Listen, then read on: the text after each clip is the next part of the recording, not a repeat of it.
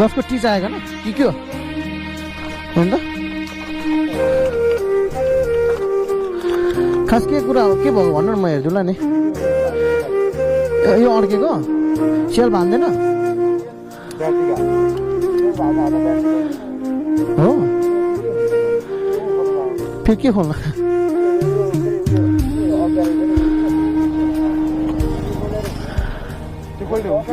एकचोटि म हेरिदिन्छु हेर्नु त एकचोटि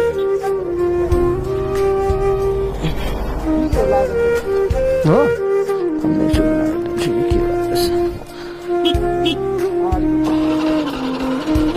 सेल त हानिराख त यो नखोल्नु त्यसो भए यो एकचोटि हेर्नु न भित्रपट्टि प्लगहरू के स्पार्क प्लगहरू हेर्नु त धुवादिन्छ हो जान्नु